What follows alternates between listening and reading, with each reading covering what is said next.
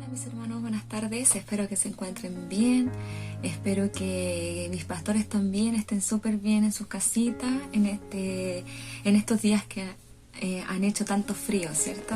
También les mando un saludo enorme y un abrazo a nuestros hermanos que están pasando dificultades por temas de salud, que el Señor les bendiga, les restaure, ¿cierto? Que no queden con ninguna secuela, con ninguna consecuencia negativa en sus cuerpos, y que puedan estar prontamente bien para poder seguir, ¿cierto?, haciendo su vida normal y sobre todo estar trabajando en las cosas del Señor. Por lo mismo, por todas las cosas que estamos viviendo hoy en día, es que este último tiempo he reflexionado bastante en cuanto a muchas cosas. Para empezar, estamos viviendo una pandemia, ¿cierto?, que todavía no termina. Que se ve a veces como que las aguas se calman, pero después se vuelven a poner como tormentosas y nos sentimos un poco quizás preocupados y tristes porque las cosas no se ven bien. Esta misma pandemia ha traído consecuencias tan negativas en tantas cosas, por ejemplo, el aspecto económico, laboral, familiar. Producto del encierro han habido muchos problemas de violencia intrafamiliar que prácticamente casi no se ve o no lo dicen tanto en las noticias, pero eso no quiere decir que no exista. Los robos aumentan, tantas cosas fomes que ocurren que a uno le pueden surgir muchas preguntas como cristiano. Para empezar, podríamos preguntarnos cómo todas esas cosas adversas, cómo todas esas cosas negativas que están ocurriendo, cómo nos afecta nuestra fe, ¿cierto? ¿Cómo nosotros nos sentimos? ¿Acaso nuestra fe tambalea, se desvaya? ¿Acaso en algún momento de nuestras vidas podemos decir nosotros que perdemos la fe? ¿Que hemos perdido nuestra fe por las cosas malas que nos han tocado vivir? Es por eso que el Señor me dejó en el mismo capítulo de la vez pasada que tuve la oportunidad de hablar de la palabra del Señor también, que cuando dice que Jesús se aparece a María Magdalena, en el San Juan capítulo 20, continúo en ese tema, para que ustedes sepan, en el mismo capítulo, mejor dicho, en capítulo de San Juan 20, pero del 24 al 31, en base a todas las cosas que uno puede reflexionar. Yo los quiero llevar a esta palabra para que usted siga reflexionando en cuanto a cómo está nuestra fe en el Señor. ¿Cuál es, por así decirlo, la actitud que debemos tener en estas cosas tan difíciles que estamos viviendo? Amén. La palabra del Señor, como les dije, está en San Juan 20, del 24 en adelante, lo vamos a leer en el nombre de nuestro Señor Jesucristo. Amén. Dice: pero Tomás, uno de los 12, llamado Dídimo, no estaba con ellos cuando Jesús vino. Le dijeron pues los otros discípulos: al Señor hemos visto. Él les dijo: si no viere en sus manos la señal de los clavos, y metiere mi dedo en el lugar de los clavos, y metiere mi mano en su costado, no creeré. 8 días después, estaban otra vez sus discípulos dentro, y con ellos Tomás. Llegó Jesús, estando las puertas cerradas, y se puso en medio y les dijo: paz a vosotros. Luego dijo a Tomás: pon aquí tu dedo y mira mis manos, y acerca tu mano y métela en mi costado, y no seas incrédulo, sino creyente. Entonces Tomás respondió y le dijo: Señor mío y Dios mío. Jesús le dijo: porque me has visto, Tomás, creíste.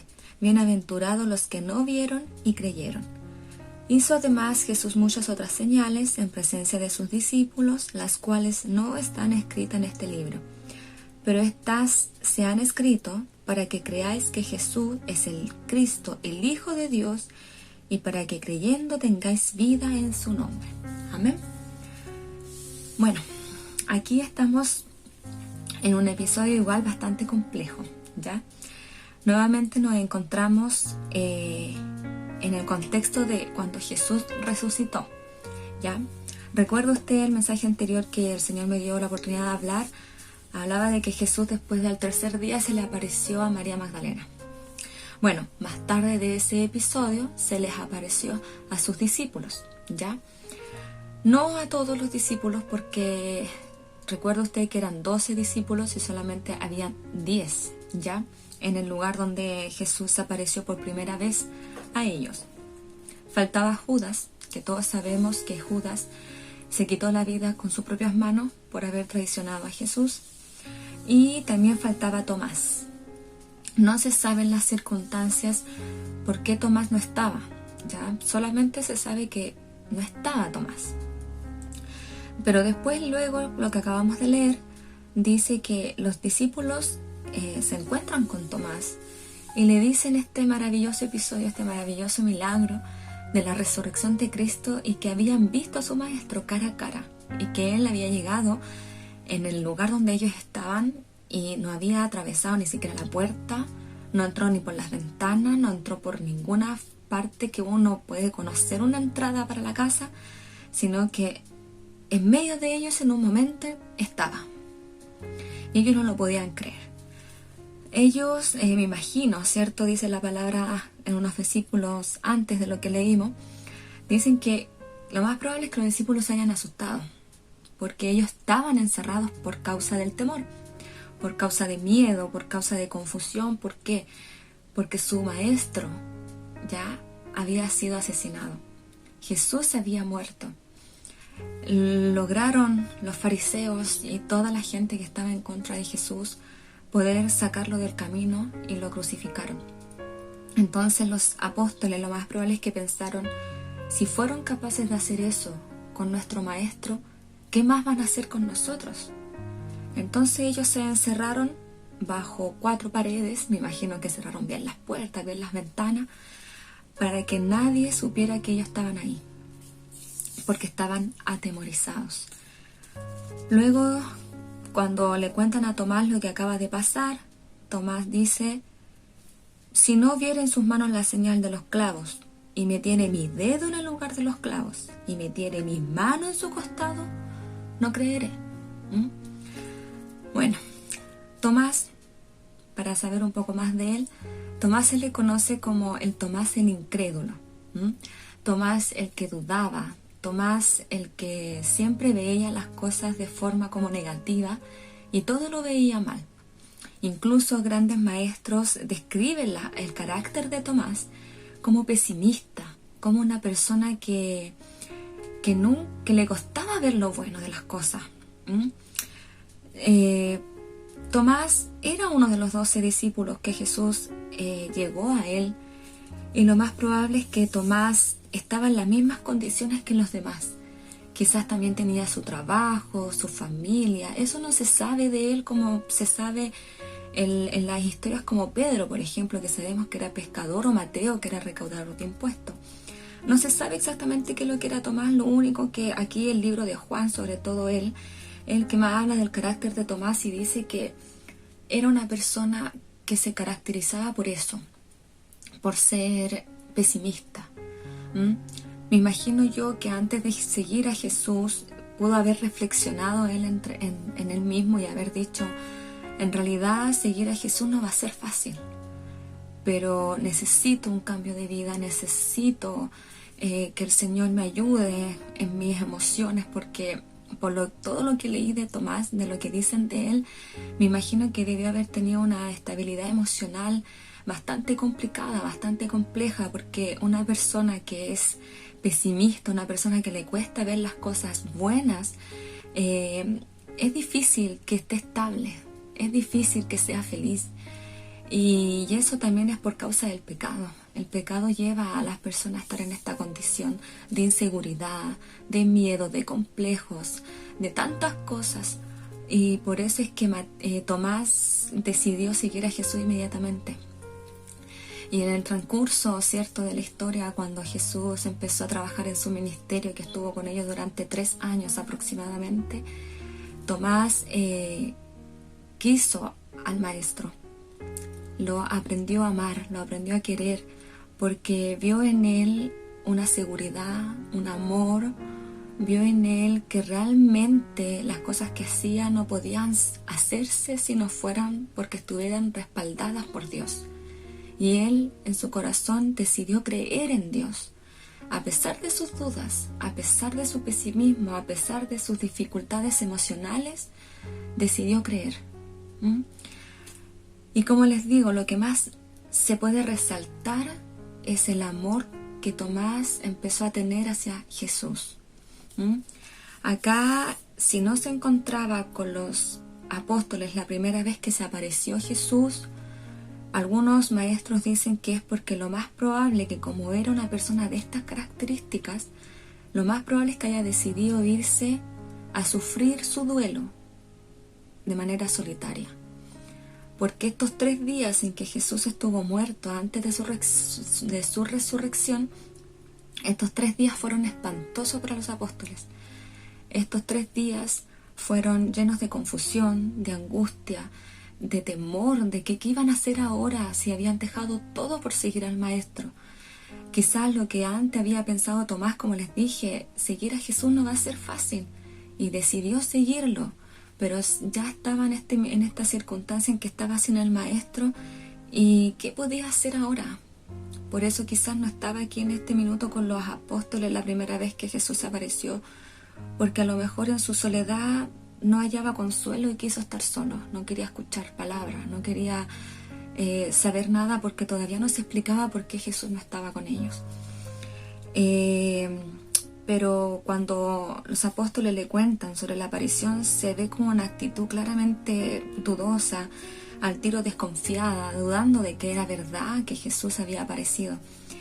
Y eso es súper fácil de entender a Tomás, porque si leemos en los versículos anteriores, capítulos anteriores de Juan 20, por ejemplo en Juan 11:16, que aquí Juan resalta a Tomás ya cuando se encontraban en Betania. En el 11:16, versículo 16 dice: dijo entonces Tomás, llamado Dídimo, a sus condiscípulos: vamos también nosotros para que muramos con él. En este lugar se encontraban en Betania trabajando, realizando distintos tipos de milagros. Pero cuando estaban ahí se apareció María y Marta, las hermanas de Lázaro, a avisarle a Jesús que su hermano Lázaro estaba mal, estaba enfermo. Para eso tenía que volver a Judea, donde esta familia vivía. Volver a Judea significaba que lo más probable es que asesinaran a Jesús, porque Jesús ya había estado ahí realizando milagros, y había estado ahí trabajando con sus discípulos y los fariseos, y toda la gente que estaba en contra de Jesús lo siguieron. Incluso Jesús dice que se escapó, dice la palabra del Señor, para que no lo apedrearan y para que no falleciera, porque no era todavía el momento para que lo prendieran, ¿cierto? Entonces, volver a Judea significaba que podía ocurrir de nuevo eso de que lo quieran capturar para asesinarlo. Y aquí los discípulos decían: no creo que Jesús vuelva, porque él sabe lo que le va a pasar si vuelve a Judea. Pero Jesús dice que había que volver, porque había un propósito en esta enfermedad de Lázaro, para que vean nuevamente un milagro maravilloso de lo que él realizaba, ¿cierto? Que fue después, ustedes saben, que fue la resurrección de Lázaro. Y aquí sale como portavoz Tomás, mostrando nuevamente su carácter, su personalidad temerosa, que ve todo lo malo más que lo bueno, y le dice a sus condiscípulos: vamos, si él tiene que morir, vamos a morir con él. En vez de ver algo bueno, en vez de decir: no, vamos, porque Jesús es Jesús, bueno, si nos persiguen vamos a ver de otra forma cómo escapar y vamos a seguir trabajando en el ministerio. No, él vio lo malo al tiro y dijo: bueno, si hay que morir con él, morimos con él. Pero esa actitud no es solamente de cobardía, sino que ahí se ve una actitud de amor hacia su maestro, que ya lo quería tanto, que ya estaba tan, entregado a las cosas de Dios, que si Jesús moría, él estaba dispuesto también a entregar su vida con su maestro, porque ya no veía su vida sin Jesús. Él ya estaba empapado de Jesús. Su vida ya no tenía sentido si su maestro no estaba. Por eso es que tuvo esa actitud, no fue una actitud de cobarde, no fue una actitud de tirar la toalla, por así decirlo, y decir ya rindámonos. No, fue una actitud valiente dentro de todo su temor. Amén. También hay otra cosa que resalta en San Juan 14:5, cuando Jesús también le habla a sus discípulos y les dice que Él tiene que irse de aquí, porque tiene que cumplir con la voluntad del Padre, tiene que morir por ellos, pero les dice que Él va a buscar hacer moradas para todos nosotros. ¿Recuerda eso lo que dice en San Juan 14? Más bien en el versículo 5 nuevamente resalta a Tomás y le dice: Señor, no sabemos a dónde vas, ¿cómo pues podemos saber el camino? Ahí hay otra pregunta de inquietud, otra pregunta de confusión, como desesperadamente decirle: Maestro, si usted se va ahora, ¿qué camino tomo yo para seguirle? ¿Dónde? Muéstrenos el camino. Yo no quiero quedarme aquí, no quiero ya vivir sin usted porque mi vida ya no tiene sentido, no quiero volver atrás. Esa era la forma, la intención que Tomás quería en este minuto le decía a Jesús. Tampoco una forma de dudosa, porque generalmente a Tomás se le conoce por eso, por ser un hombre incrédulo, un hombre dudoso, pero dentro de todo eso, Tomás era un hombre leal. A pesar de todas sus dificultades, a pesar de todos sus miedos, de sus confusiones, era leal con Jesús. Y eso es lo que también tenemos que más resaltar en este minuto. Es por eso que Jesús entiende a Tomás, y cuando se aparece por segunda vez después de su resurrección, a los 8 días después, que lo leemos en el versículo 26 en adelante, dice que nuevamente se encontraban los discípulos, pero esta vez con Tomás, encerrados en ese lugar, y Jesús se les vuelve a aparecer en medio de ellos. Y esta vez les dice, igual que la vez anterior: paz a vosotros, para calmarlos, para decirles: no teman, aquí estoy. No soy un fantasma, no soy uno de los policías que los anda buscando, no soy un fariseo, no soy yo su maestro. Y se dirige con ojos de amor, con ojos de comprensión a Tomás, porque esta vez se dirige especialmente a él y le dice en el versículo 27, dice: luego dijo a Tomás: pon aquí tu dedo y mira mis manos, y acerca tu mano y métela en mi costado, y no seas incrédulo, sino creyente.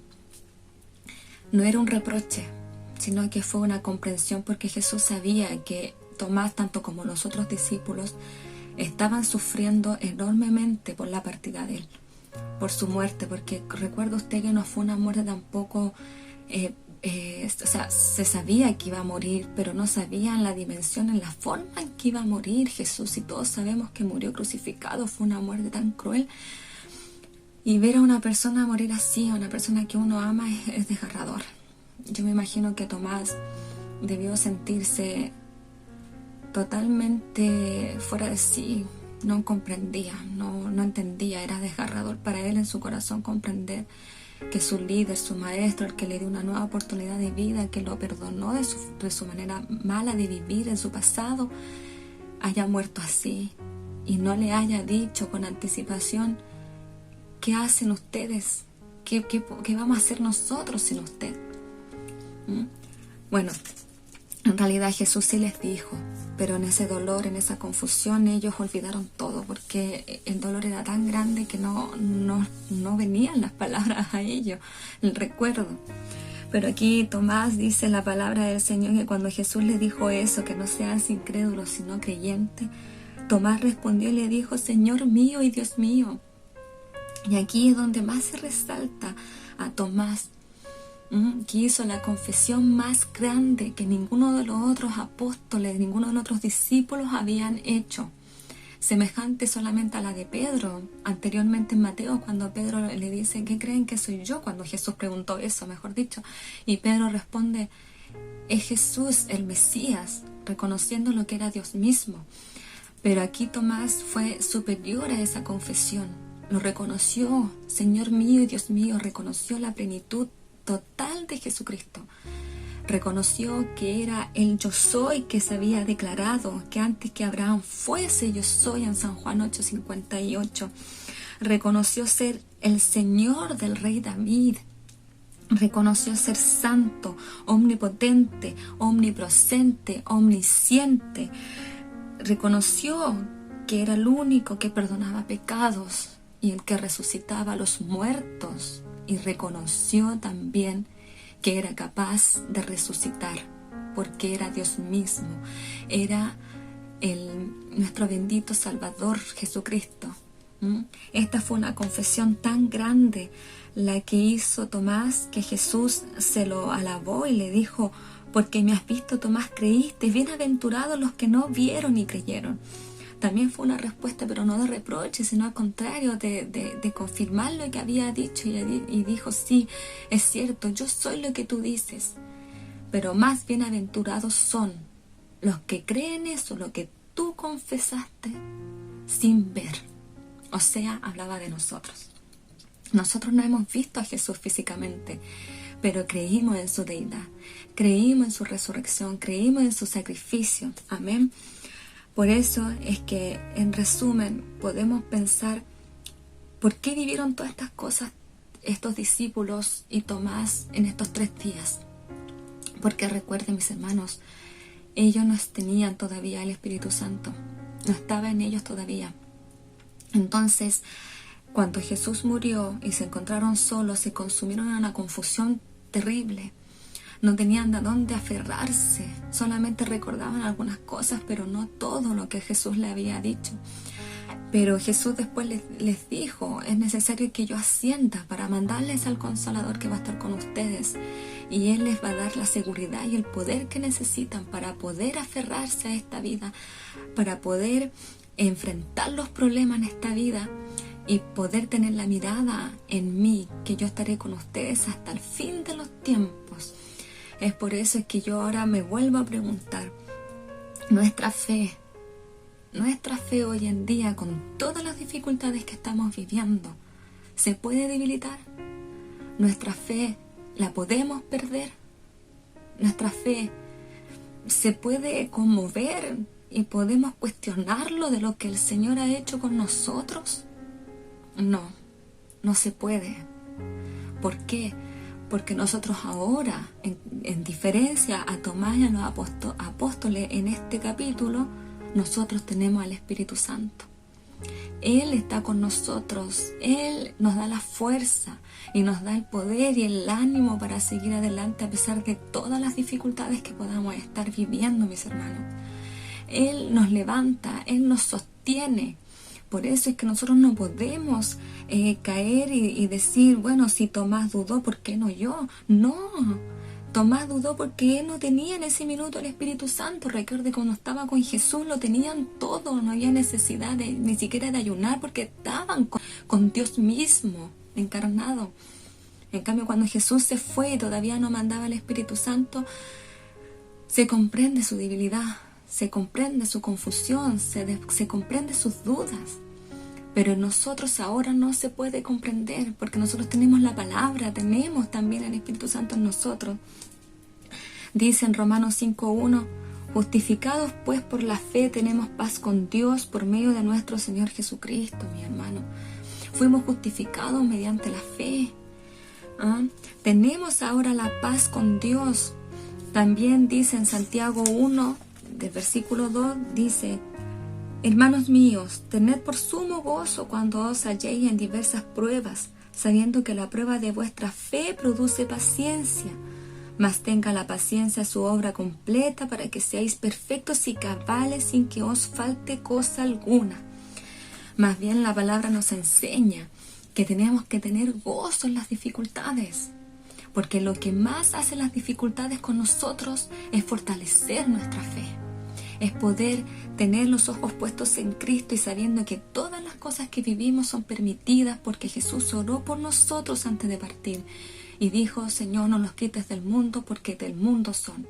No espere que todas las cosas le salgan bien, porque sería estar viviendo en un mundo de fantasía. La vida no es así. La vida es difícil, la vida a veces es cruel, la vida a veces es muy fría. Pero nosotros teniendo a nuestro Señor Jesucristo en nuestro corazón, teniendo al Espíritu Santo, Él nos da la capacidad para enfrentar esos problemas. Los frutos que nos da el Espíritu Santo, en Gálatas 5, 22 al 23 dice: mas el fruto del Espíritu es amor, es gozo, es paz, es paciencia, es benignidad, es bondad, fe, mansedumbre, templanza, y contra tales cosas no hay ley. Mientras tengamos el Espíritu Santo en nuestras vidas, hasta el que va a estar con nosotros hasta el fin de nuestros tiempos, vamos a seguir generando frutos, no importa las circunstancias, no importa los problemas que usted tenga. Si usted se mantiene firme en la palabra del Señor y creyendo en ella con todo su corazón, no importa el viento que venga, no importa las aguas que venga, porque usted va a seguir dando fruto. Como dice en el último versículo que voy a nombrar, en Jeremías 17, del versículo 7 al 8, dice: bendito el varón que confía en Jehová y cuya confianza es Jehová, porque será como el árbol plantado junto a las aguas, que junto a las corrientes echará sus raíces y no verá cuando viene el calor, sino que su hoja estará verde, y en el año de sequía no se fatigará ni dejará de dar fruto. Es decir, lo mismo que le vengo diciendo de antes. No importa las circunstancias que vengan, no importan los vientos, no importa si viene sequía, no importa si vienen cosas peores, mientras estemos en la mano de nuestro Señor Jesucristo y confiando en su palabra, vamos a seguir dando frutos aún en momentos difíciles. Por eso, mis hermanos, en esta tarde les animo para que no importa las circunstancias que estemos viviendo, mis hermanos, confiemos en el Señor. Él nos mira con amor, Él nos mira con paciencia, Él nos mira con misericordia y está dispuesto a ayudarnos. Pero usted también ayúdese a sí mismo, lea la palabra, intrúyase, ore al Señor, acuda a Él en momentos difíciles, que su fe, como dicen por ahí, no tambalee, porque no debería. Si tambalea es porque entonces le falta aferrarse a la palabra, y hágalo, lea y busque cómo puedo fortalecer mi fe. Empezando por esto, por lo que le acabo de compartir. Es tremendo lo que vivieron estos apóstoles, es tremendo lo que vivieron, el sufrimiento que tuvieron, pero todo lo que ellos vivieron se justifica, porque su plenitud, cuando estuvieron con el Maestro en su totalidad, estaban completos. Pero después usted recuerda cuando ya Jesús volvió, se apareció a ellos y después más encima les mandó el Consolador en Hechos capítulo 2, léalo. ¿Cómo cambiaron su actitud? Eran hombres con convicción, hombres llenos de fe, hombres capaces de pararse ante tanta gente y predicar el Evangelio, predicar las buenas nuevas, que Jesús se había resucitado. Incluso Pedro les dijo a los demás: ustedes fueron los que asesinaron al Maestro, ustedes fueron los que no quisieron saber la verdad. Imagínense, desde hombres temerosos, guardados en una casa con temor de que fueran asesinados. Después, cuando recibieron el Espíritu Santo, eran hombres que nadie los hacía callar y enfrentaban con la verdad a los que están en pecado. Ese es un cambio de actitud, y eso solamente lo hace la palabra del Señor, lo hace el Espíritu Santo que trabaja en nosotros día a día y que da fruto 100 por 1. Que el Señor les bendiga, mis hermanos, que el Señor les guarde, que el Señor esté con ustedes en estos momentos difíciles de enfermedad, difíciles en cuanto al trabajo, difíciles en problemas familiares. Que el Señor esté con ustedes, que la paz de Dios esté con ustedes, como Jesús se los dijo a ellos: paz a vosotros, mis hermanos. Que el Señor les bendiga, que el Señor les guarde. Señor Jesús, le damos gracias, Señor, por su palabra. Le damos gracias, Señor, porque usted está atento a nuestras necesidades. Le pido que usted bendiga a mis hermanos que están pasando dificultades y que su forma de enfrentar esas dificultades sea a través de la palabra, Señor. Que en vez de que su fe desfallezca, que en vez que su fe se debilite, que jamás digan que han perdido la fe, sino que al contrario, que su fe vaya de aumento en aumento y se vaya fortaleciendo, Señor, porque eso es lo que usted quiere, Señor. Que las dificultades nos vayan moldeando y que nuestra fe vaya siendo probada como el oro, Señor. Que se vaya puliendo día tras día, para que cuando lo veamos a usted cara a cara, usted nos pueda alabar, Señor, por haber mantenido la fe, Señor, a pesar de todas las circunstancias adversas que podemos vivir. Lo dejamos todo en el maravilloso nombre de Jesucristo el Señor. Amén. Amén, mis hermanos, que el Señor les bendiga. Y quiero, antes de despedirme, agradecerle al Señor por sus bondades con mi hija Fiorella. Y vamos a cantar una alabanza para gloria y honra de nuestro Señor Jesucristo. Amén. Ahora, mis hermanas, les quiero dar las gracias a Dios por nuestra salud. Amén. Vamos a darle gracias a Dios. 1, 2, 3. Tengo todo, tengo es todo lo que necesito. Tú me llevas al lugar donde me encontré descanso.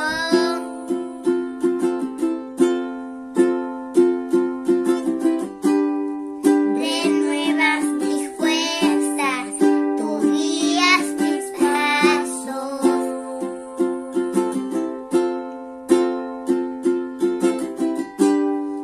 Renuevas mis fuerzas, tú guías mis pasos.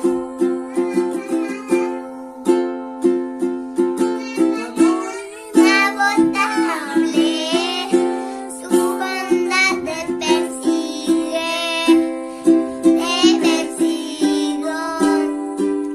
En tu mesa me diste lugar, me recibes en casa para siempre.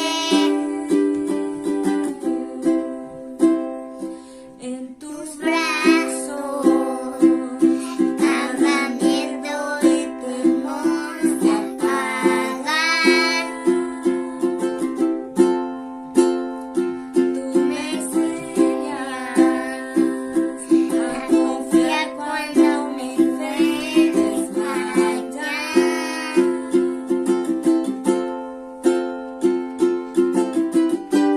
Renuevas mis fuerzas, tú guías mis pasos.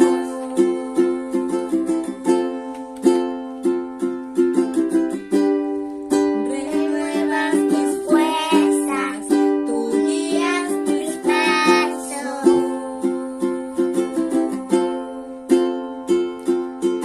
tu amor. Amor inagotable, su bondad te persigue, te persigo. En tu mesa me diste lugar, me recibes en casa para siempre. Tu amor. Amor inagotable, tu bondad te persigue, te persigo.